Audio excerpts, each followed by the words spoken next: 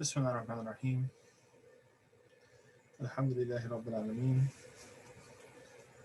والصلاة والسلام على أشرف الأنبياء والمرسلين نبينا وقدوتنا محمد عليه أفضل الصلاة وأزكى التسليم. اللهم علمنا بما ينفعنا وانفعنا بما علمتنا وزدنا علما يا رب العالمين.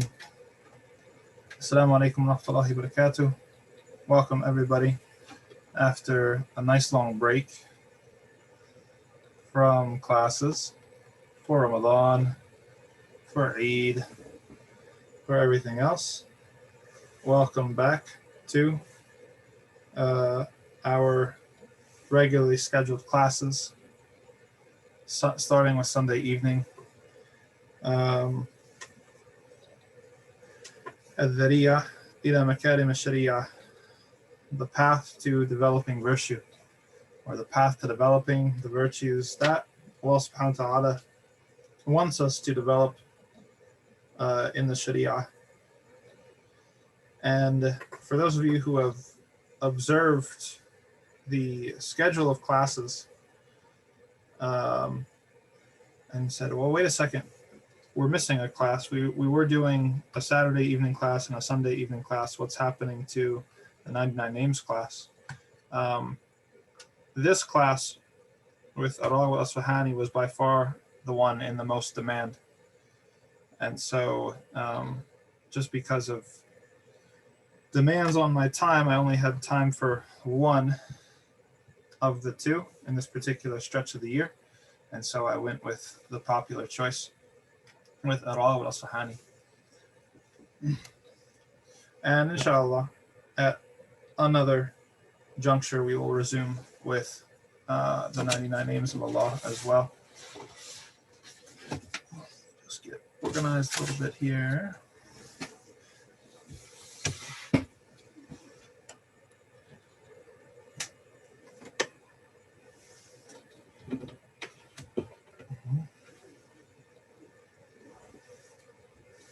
Okay. Let's try that. Okay, everybody's here. They can hear me, right? Nobody's frozen. It's been a while since we did Zoom, and today was supposed to be the first also in-person class. These classes are also going to be in person, but because we announced the schedule just yesterday, nobody is here in person, so I'm giving this class from the office. Starting from this coming week, all classes will also be in person. So if anybody wants to come by the masjid, they can enjoy the class in person as well as online.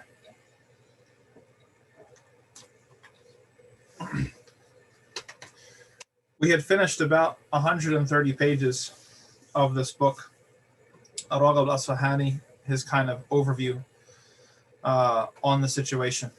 We talked a lot about, I should say, Raghib Asfahani was trying to introduce us to kind of our calling, our higher call or our higher purpose in this world.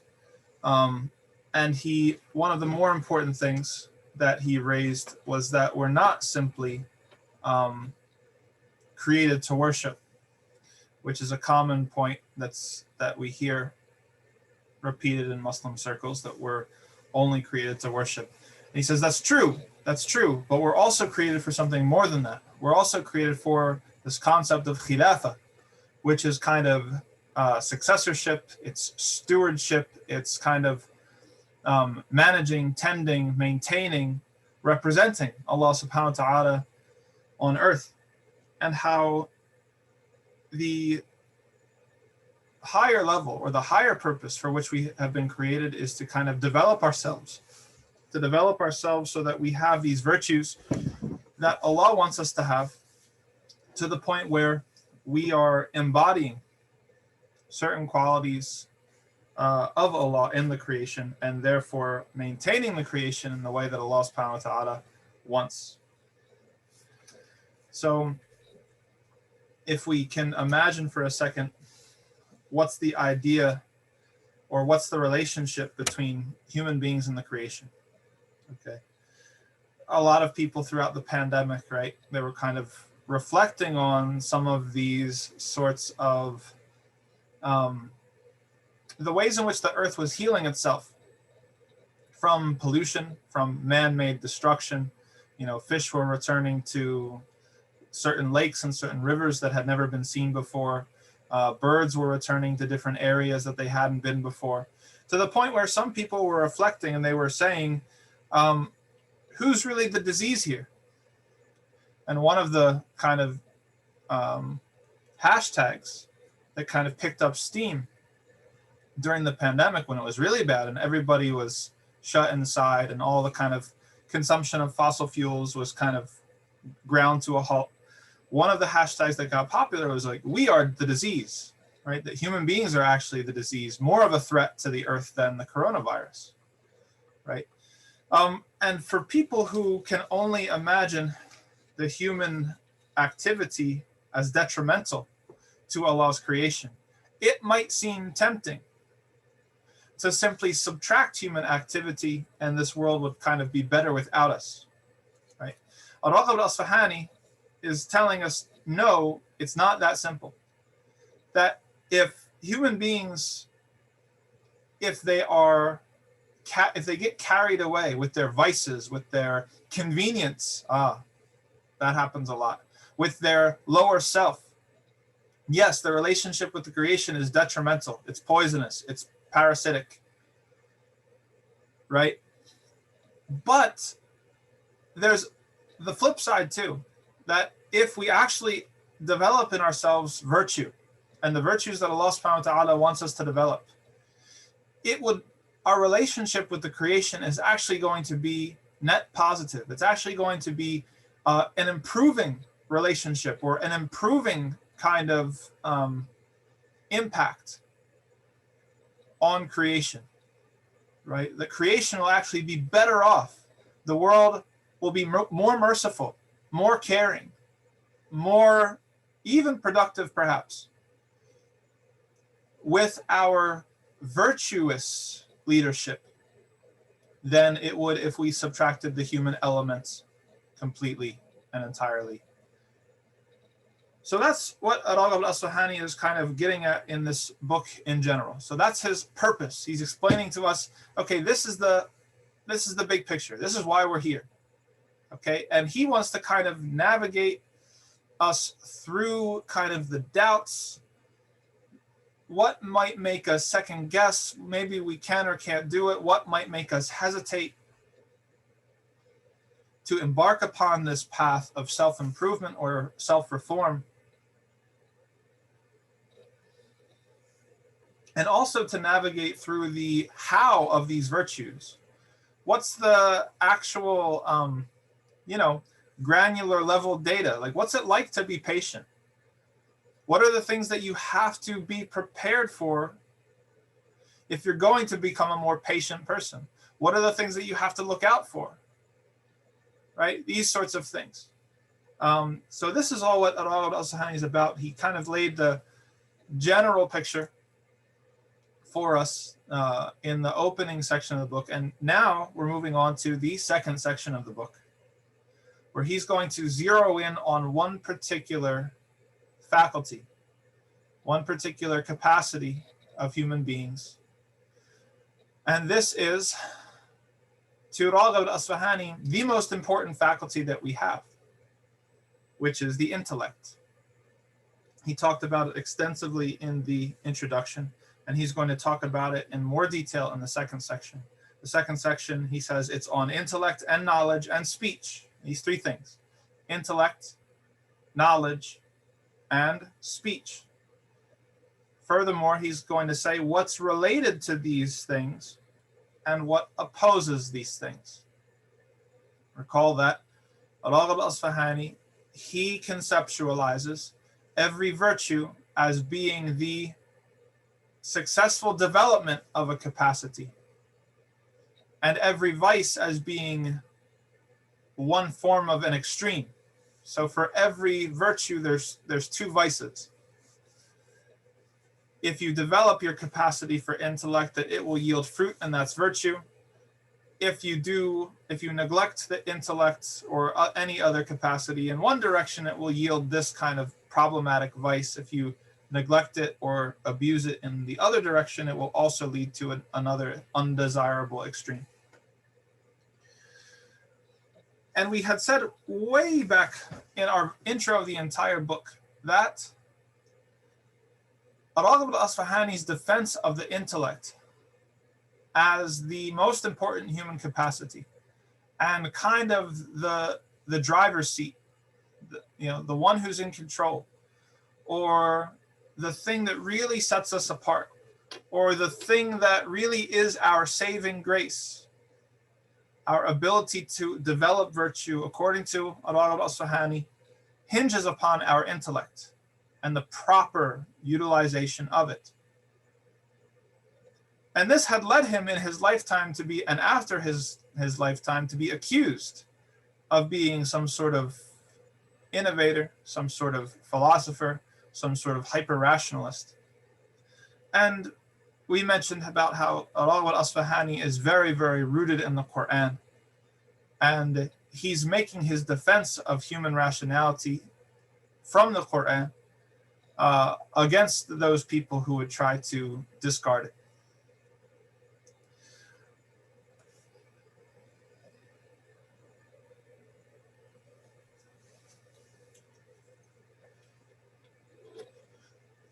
So once we get into the intellect, okay, I guess I'll just, maybe I'll throw a question out to you all who are following along at home, if you're able to type in the chat box or unmute yourself and answer.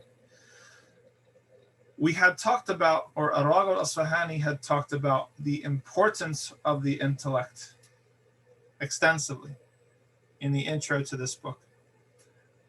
Why is the intellect so important? What does it do for us in the estimation of the author? Do we have any answers? I'm not sure if our attendees are able to provide an answer, but if you are, please.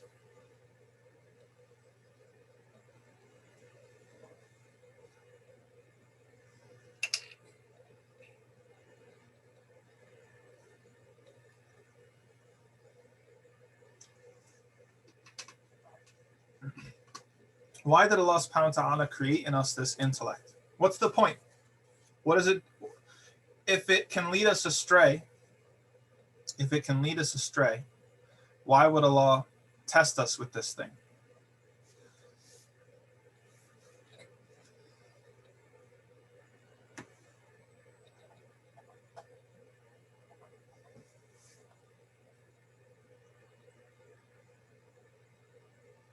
Protect us from innovation, use and right the Khilafah on earth. Okay. I'll press further now that I know you're with me. What's the right use of it? What's the right use of the intellect? Such that if we do X, it will enable us to become Allah's successors on earth, or his Khilafah, or what have you. And for the other answer, how can it protect us from innovation? Some people would say the opposite, right? Some people would say, no. Using your intellect is exactly what leads you to innovation in the first place, right? We've heard this. We've heard this sort of talk in the Muslim community. So how does the intellect protect us from innovation? And what's the right use of the intellect that leads us to be Khilafah?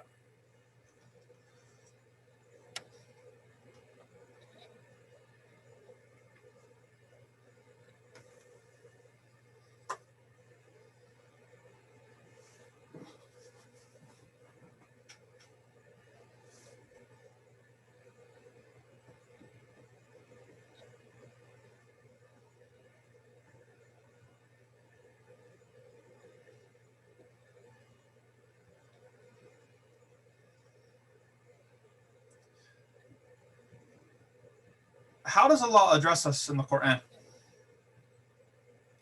Think about it. The Quran is addressed to a non-believing people, right? In the first instance, there's these people who don't believe or aren't Muslims. And as the Quran is coming down, the Quran is being addressed to them. How is Allah subhanahu wa ta'ala making his appeal to these people who don't believe? Is he appealing to his authority? Is he appealing to their emotions? Is he appealing to, how is Allah going to get people to believe? Aywa. Yes, he appeals to people through their reason, primarily, not exclusively, but primarily in the Quran. And this is evidenced, and Raghib Asfahani had mentioned, Surah Al-Mulk, right? When everything is said and done, the people of the hellfire will regret. What will they regret? لو كنا نسمع أو نعقل. If only we had either listened and obeyed, meaning kind of blindly, or if only we had used our reason, نعقل, then we would have been free from the fire. And then we have in Surah Al-Hashr, وَتِلْكَ الْأَمْثَالُ نَضْرِبُهَا لِلنَّاسِ لَعَلَّهُمْ يَتَفَكَّرُونَ. Certainly we make these examples, these analogies, these arguments, these discourses to people so that they might use their reason. Allah subhanahu wa ta'ala gives all these examples to think and reflect. Exactly. Look at we were out today, those who were together out in the countryside, mashallah, listening to the birds and the rain and the crops and the wild strawberries and the water, all these sorts of things. How the beaver makes its dam and actually participates in this really interesting cycle of, turning lakes into bogs, and then it cycles through all these sorts of things that are in the creation. Allah subhanahu wa ta'ala calls to them. He says, look at this. Look at that. Look at this going on. Don't you see the rain coming down? Don't you see the seeds cleaving and bursting forth life? Don't you see the blessing in the crops and all of these things? Won't you take heed? Won't you use your reason? So that's the first instance, that the intellect is placed within us so that we might receive guidance, right? It doesn't mean that and this is where people get tripped up, it doesn't mean that our intellect is sufficient to come to every single end conclusion. It's not like we're saying that our intellect would lead us to believe that we have to pray 5 times a day and that we would have to raise our hands to make takbir and then say salamu alaikum in order to leave the prayer. It's not what we're saying. But in the first instance, in order to submit to a higher authority, to submit to a moral regime, to submit to restrictions, to discipline external to ourselves, Allah has placed within us this faculty of reason to accept that in general. That's the first sort of purpose for it. And the second purpose for it is, once you do believe, once your reason has brought you to the door of belief and brought you to submission, then Allah further calls upon your reason, or calls upon you to use your reason in the interpretation of the texts. And this is we were talking about this today with some of the brothers, this is one of the fundamental pillars of the Athari creed, or the creed of Ahl Sunnah wal Jama'ah, that Allah subhanahu wa ta'ala, He created the world with asbab, with cause and effect. And His rules, His ahkam for us are based off of maslahah. They're mu'allala. They have rationale behind them. They have human interest behind them. Whether we understand that rationale or human interest or not is a separate matter entirely. We cannot completely exhaust the rationale behind praying 5 times a day, or why our prayers are sometimes 2 rak'at, or sometimes 4 rak'at, or sometimes 3 rak'at.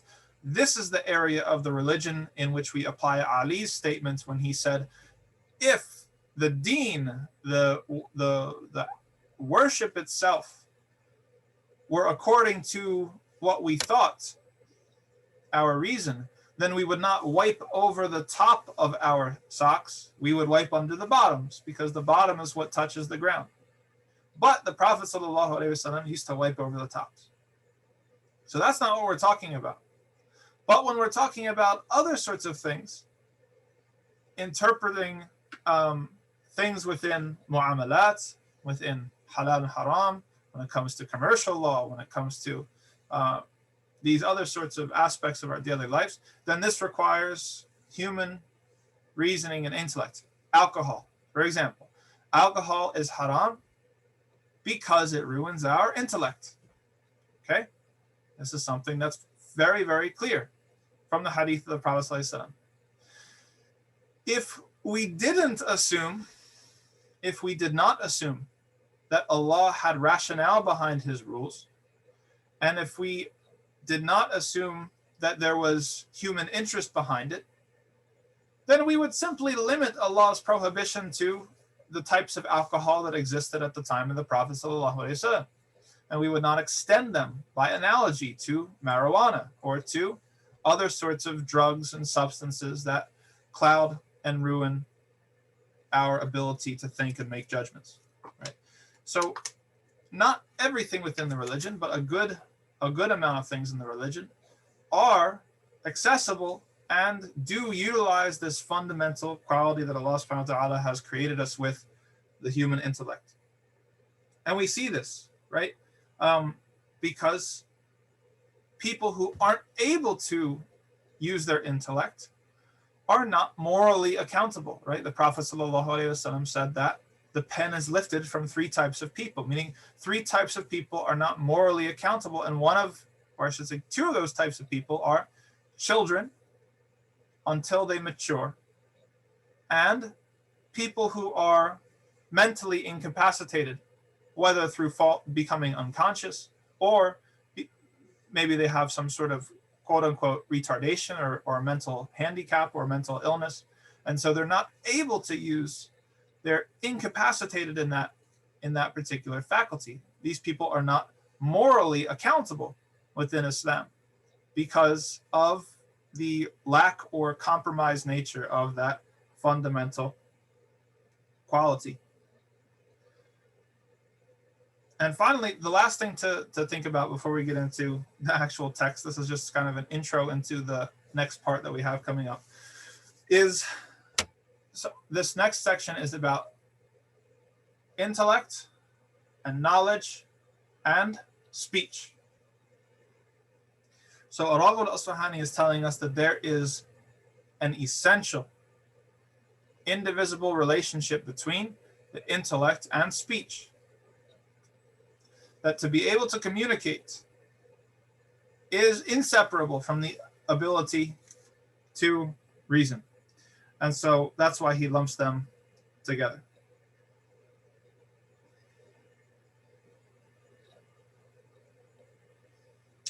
So getting into the first chapter, so Raghib Asfahani, he talks about the importance of the intellect. He says that the intellect is the most noble of Allah's creation, and he uses a weak hadith here, and we mentioned before that Raghib Asfahani, though he is a master of the Quran and a master of the Arabic language, he is just like you and me, a novice when it comes to hadith, and so he mentions many hadith in his book that are not authentic. So he mentions this particular hadith. However, what he's trying to say has a basis in that the intellect is one of the most important things that Allah subhanahu wa ta'ala has created, because of everything that we just said about how essential it is for people utilizing it to take guidance. He says, as we had said before, and he had said in the first section of the book, by virtue of the intellect, human beings become Allah's successors on earth. So there's no path to reaching this high plateau, this destiny that Allah wants for you, your higher calling. There's no path to it except by using your intellect. I compare it to the Matrix, for those of us who were born in the late 80s or the 90s or grew up in that time when the Matrix came out, right? Like you have Neo, and he's able to kind of, at some point, he realizes that he's in this simulation. Everything that he sees and experiences, he comes to realize is just numbers, zeros and ones. He's in this simulation, and the real life is something else entirely. But there's still action. There's still action in this sphere of zeros and ones, this simulation that he's a part of, and he's able to do cool stuff like stop bullets from coming, and he does the whole kung fu things and all the things that you expect somebody in Hollywood to do, right? There's a similarity here between a Muslim, a believer, and Neo when it comes to our relationship with reality, right? When you use your intellect, the intellect that Allah gave you, you start to see the creation differently. Not so much that it's all zeros and ones in a simulation, but you start to understand that this is not the real life. Everything that happens to you, it's just opportunity from Allah, opportunity to be patient, opportunity for goodness, opportunity for reward, opportunity for developing virtue. It's like a video game. The things keep coming, whether you break down on the road or you pass by somebody who broke down, somebody calls you up, or it passes through your mind that you haven't talked to such and such a person in a long time. All of these things all day long, every single day until we are in our graves. It's just a steady roll of opportunity. And we're in this sort of situation where sometimes we win, sometimes we lose, sometimes we triumph, sometimes we have setbacks. And then at the end of everything, we're in our graves, and then we're going to really find out. Then we're really going to taste the results and the fruit of what we did, of our action in the real world. So there's no path to getting that perspective, understanding that this life is just kind of like that simulation, except through the intellect. People aren't born with it. People don't inherit it. People don't just pick it up through osmosis, right? They happen to be born in the right place or to the right family or in the right village. It's something that every individual has to recognize. And if you go across the world, you find this, that even in the holiest of places, Medina, Mecca, any place that people kind of fantasize as a better place, you find people that have used their intellects and made that choice and understand the nature of reality. And you find people that haven't. You find people that are even more blinded by the life of this world than some of the people that you might know in North America or anywhere else in the world. So it's something that has to be chosen. It's something that has to be a decision and a realization that a person takes, and it stems from the intellect.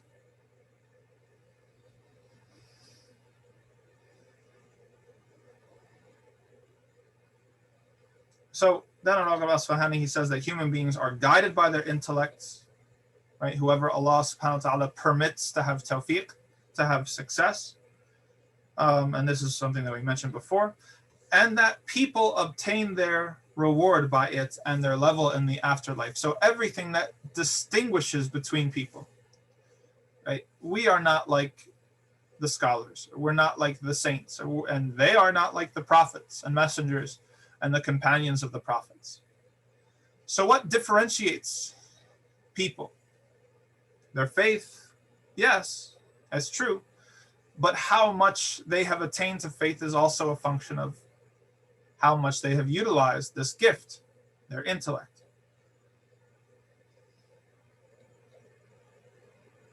Then in Raghib Asfahani, he gets into the types of intellect. So he basically breaks everything down into two categories. So that intellect, we can talk about a potential intellect, the capacity by which all people eventually learn, right? So every single one of us has some portion of it. He compares it to like a seed. If you take a seed, you take an apple, like an apple seed, there's an apple tree in there somewhere, right? That seed has everything it needs to become an apple tree, right? So you and I, in us right now, have everything that we need to become a Khalifa of Allah, to become a wali of Allah, to become somebody who is pious, who gets the reality, who's moving through this creation in the way that Allah subhanahu wa ta'ala wants us to, that actually improves everyone around us The human beings, the animals, the birds, the plants, everything. We have it in us, but it's potential. It's not yet actualized. And so the second type of intellect is that actualized intellect, that achieved intellect, that which is obtained and developed. That second type of intellect, it also has different types. So the type of intellect that we have to obtain or develop, he says, some of it is automatic. Average person, they're going to be wiser at 50 than they were at 20, right? That's largely an automatic process. Somebody gains a certain amount of experience and a certain amount of insight without any effort whatsoever. Even the most heedless people who their lives are just entertainment, television, whatever, they're going to know how to do things, right? You catch up to them when they're 50 years old, they know how to do some things. They're going to be able to advise their children, like, do things this way, not that way. This is how you balance a checkbook. This is how you pay off your credit card. This is how you, I don't know, lots of different things just from living. So there's this type of achieved intellect, but then there's also something beyond that. There's something that is chosen. There's something that is a deliberate choice of people, something more akin to study, right? Study is different from merely living and experiencing, accumulating experiences. Study is an art, right? And it's a technique. It's something that it has technique to it where you can actually, okay, how do I study? How do I take notes? How do I do this? And then maybe I'm really bad at studying at first, but the first year I try to study, okay, it doesn't go so well. The second year it gets easier. The third year, now I'm a pro at it, and so on and so forth. Right? So this type of intellect is what we're talking about when it comes to the thing that we need to unlock in order to develop the virtues that Allah subhanahu wa ta'ala wants us to develop. To be able to choose for ourselves a life of study, and not just, and we'll get to this if we have time, not just studying medicine or studying how to make more money, how to make a comfortable living. We're very good at studying for these things, but we're talking about how to study the purpose of this life, how to study the types of qualities that we're supposed to have if we want to succeed in the afterlife.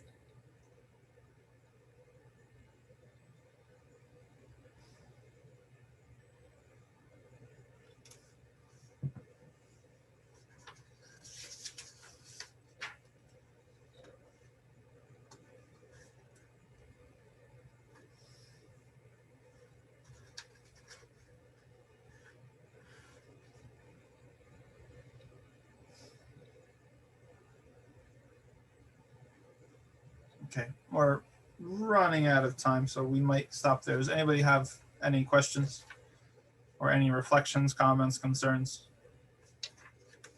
It was kind of a getting our feet wet again.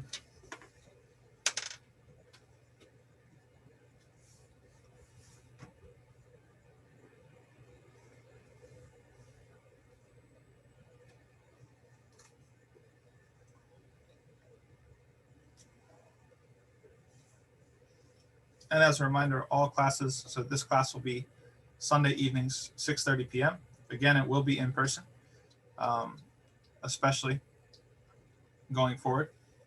People will have more notice if you want to come by the masjid, and I'll move it out to the area of the prayer hall. So if anybody wants to come in person. So Intellect has three categories: potential, automatic, and study. Raghib Asfahani, he breaks it down into two, right? Potential and achieved. And then achieved is also into two further categories: automatic and chosen, or studied, whatever you want to say. So in some sense, yeah, 1, 2, 3, if you're just counting the edges.